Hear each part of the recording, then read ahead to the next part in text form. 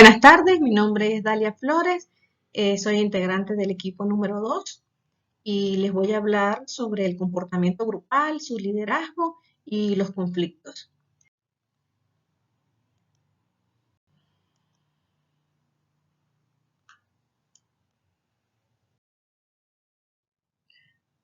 El comportamiento grupal. Según Rodríguez Carlos, en el 2011 define el comportamiento grupal de la siguiente manera. Se corresponden a procesos psicosociales, producto de la interacción de los individuos para conformar grupos tales como la cohesión y el conflicto, entre otros. Para analizar el comportamiento grupal empresarial se estudiarán desde el punto de vista del liderazgo y de los conflictos. En este concepto de comportamiento grupal podemos observar que habla un poco sobre la cohesión, que es la unión o relación estrecha entre personas.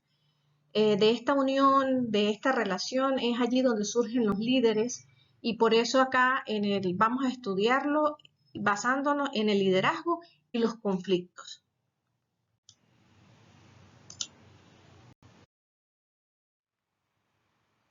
Daremos inicio con el liderazgo. Según French y McGregor, el liderazgo es la acción de influir en los demás. Son las actitudes, conductas, habilidades de dirigir, orientar, motivar, vincular, integrar y optimizar el quehacer de las personas y grupos para lograr los objetivos deseados en virtud de su posición en la estructura de poder y promover el desarrollo de sus integrantes. Acá se puede visualizar cuáles serían las características que debe tener el liderazgo. Dentro de ellas tenemos que tiene que ser visionario, tiene que tener una capacidad y habilidad de comunicación, tiene que ser congruente y confiable, compromiso, conciliación, proactividad y empatía, tiene que ser humanitario, no paternalista y carismático. Construir sobre sus fortalezas, habilidad para conducir en equipo y búsqueda de bienestar del grupo.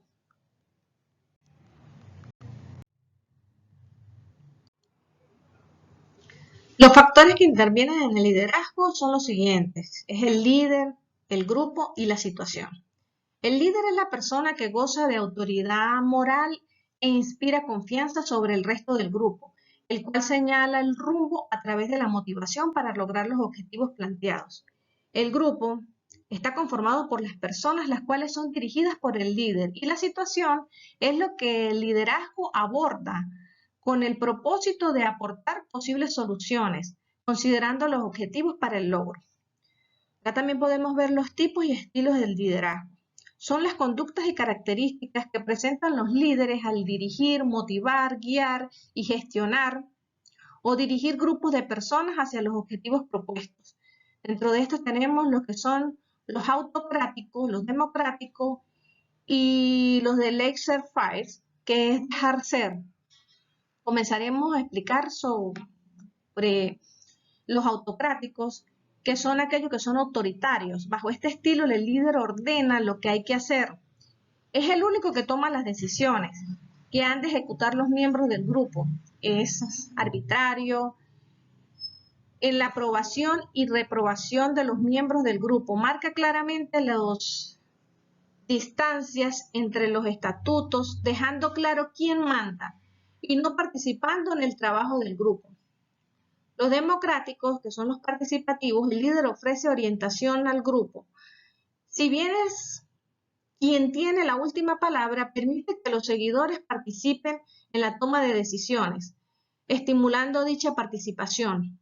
Luego viene el laissez-faire, que es dejarlo ser. Bueno, este estilo es menos efectivo, ya que se concede a los miembros del grupo liberar la libertad de acción total. El líder apenas participa, dejando la toma de decisiones en manos del grupo que establece los objetivos. Los principios del liderazgo son aquellos que representan la guía de acción para conseguir las metas, proporcionando sabiduría en el desempeño de las funciones dentro de sus grupos a lidiar. Dentro de ellos tenemos 5. El primero es comprender la importancia de la no conformidad. Debe aventurarse en un territorio desconocido, por lo que deben ser capaces de manejar la soledad intelectual y la ambigüedad. Como segundo tenemos mostrar un compromiso con el aprendizaje y el desarrollo de sí mismo. Debe establecer con la dinámica de la acción informativa de las personas fundamentadas en las ideas filosóficas y por lo consiguiente en la formación integral frente a la comprensión y transformación de la cultura y la sociedad. Tercero, desarrolla la capacidad de poner el rendimiento personal en perspectiva. Debe tener una capacidad superior para hacer entender a las personas sus ideas, sus posiciones o sus ideales. Cuarto, es asumir la responsabilidad de los resultados, así como los procesos y la gente con la que trabaja. Quiere decir que todas las personas que asuman este rol actúan en todas las situaciones, con decisiones y acción en beneficio del grupo. Y por último, tenemos que desarrolla el sentido de responsabilidad entre sus hombres. Todas las personas que asumen este rol actúan en todas las situaciones con decisión y acción en beneficio de los integrantes de su equipo. Los roles de liderazgo. Son 4, como es el de moldear. Este inspira confianza, la autoridad moral al personal y la creatividad.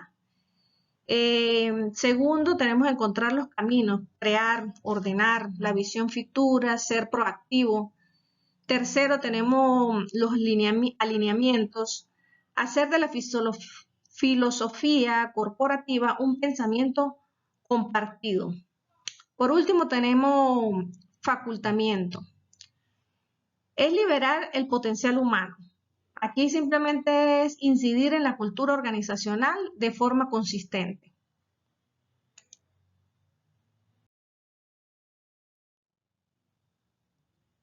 Bueno, tenemos los conflictos. Según Steven Roach y Timok, definen el conflicto como el proceso que comienza cuando una de las partes percibe que la otra ha sufrido un efecto negativo o está por hacerlo, algo que la primera le preocupa. Bueno, al hablar de conflictos, a veces pensamos que esa palabra como tal, por el puro hecho, ya no forma algo que es totalmente negativo. Pero acá, en la medida que vamos viendo lo que son los tipos de conflicto y vayamos estudiando lo que son sus procesos y las etapas como tal, vamos visualizando y entendiendo que los conflictos no son malos dentro de la organización, al contrario, nos ayudan a algunas veces no solo a resolver, sino a orientarnos hacia el buen cumplimiento de los objetivos de la organización. Acá vamos a estudiar lo que son los tipos de conflictos. Dentro de ellos tenemos puntos de vista como es el tradicional, las relaciones humanas y las interaccionalistas. El tradicional, el conflicto es visto como un resultado disfuncional que surgirá de la mala comunicación, la falta de confianza entre las personas y falla de los directivos en sus responsabilidades. Desde las relaciones humanas, desde ese punto de vista, plantea que el conflicto es un fenómeno natural e inevitable en todos los grupos y organizaciones. No precisamente es dañino y es una fuerza positiva que determina el desempeño del grupo dentro de la organización. Desde el punto de vista interaccionalista, propone que el conflicto es una fuerza positiva en un grupo y es absolutamente necesario para que el grupo se desempeñe con eficiencia y se dividen en, estos son los conflictos de tarea, es el que se relaciona con las metas del trabajo, tenemos el de proceso, que se relaciona con la forma de hacer las tareas, es decir, la forma de hacer el trabajo. Y el conflicto de relación no es más que las relaciones interpersonales. El proceso de conflicto y sus etapas, bueno, consta de 5 etapas. La primera es la posición potencial o incompatibilidad. La segunda es cognición y personalización. La tercera es interacciones y la cuarta es el comportamiento. Quinta tenemos los resultados. La primera etapa es oposición potencial o incompatibilidad. Bueno, es la presencia de condiciones que generan oportunidades para el surgimiento del conflicto. Y se han condensado en 3 categorías generales, como es la comunicación, la estructura y las variables personales. La comunicación sugiere que las barreras para la comunicación y las condiciones previas con potenciales de conflicto son las distintas connotaciones para la palabra, como los modismos, el intercambio insuficiente de información y esos ruidos en el canal de la comunicación. Lo que es sorprendente acá es que el potencial de conflicto aumenta cuando hay muy poca comunicación o cuando hay demasiada. Segundo, tenemos la estructura. Cuando más grande sea el grupo y más especializadas sean las actividades, mayor es la posibilidad que se haya un conflicto. Tiende a ser mayor cuando los miembros del grupo son jóvenes y la rotación es elevada. La variable personal son las que incluyen la personalidad, emociones y valores. Las evidencias indican que ciertos tipos de personalidad, como individuos muy autoritarios y dogmáticos, llevan a un conflicto en potencia. La segunda etapa, que es la conexión y personalización, como se mencionó en la definición de conflicto, se requiere de percepción. Por tanto, una de las partes debe ser conciencia de la extensión de las condiciones previas. Aquí cuando hablamos en esta parte, hablamos de lo que es percepción, bueno, por lo menos en particular, yo considero que es como cuando llegas a un sitio o estás en un grupo de trabajo, o sea, lo primero que ves es lo que entra a tu mente y es lo que te condiciona, ¿no? Y eso es uno de los factores que te lleva a tener conflictos sin siquiera conocer a la persona o a los otros grupos. Pero bueno, aquí podemos ver que en la primera etapa pues habla de la comunicación y la estructura como tal. Pero bueno, es mi percepción personal, valga aquí la redundancia hablando sobre esto. Para mí creo que este punto pues es muy importante porque es eso pues, o sea, es la conciencia de una o de ambas partes de la existencia de condiciones que generan oportunidades para el surgimiento de ese conflicto. Y tenemos el conflicto sentido, que es el involucramiento completamente emocional, lo que crea la ansiedad, la tensión, la frustración y la hostilidad.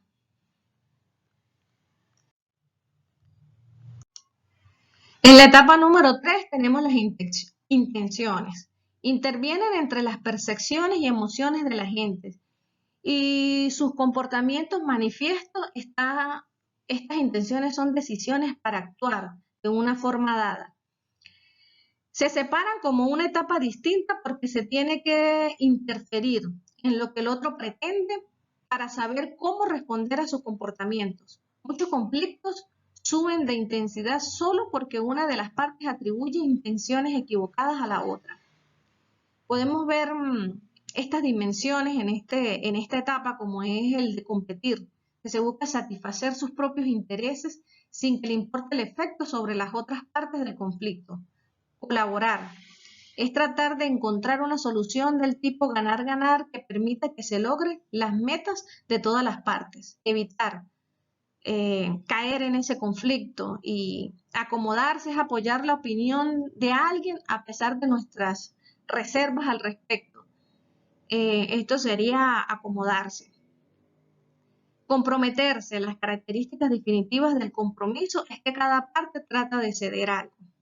La etapa número 4 corresponde al comportamiento. Es aquí donde los conflictos se hacen visibles. La etapa de comportamiento incluye las expresiones, acciones y reacciones que hacen las partes en conflicto. Estos comportamientos de conflicto por lo general son intentos abiertos de implementar las intenciones de cada parte, pero tienen una calidad de estímulos que están separados de las intenciones. Y como quinto tenemos los resultados. El intercambio acción-reacción entre las partes en conflictos tienen consecuencias. Estas pueden ser funcionales si el conflicto resulta en una mejora del desempeño del grupo o disfuncionales si lo obstaculizan.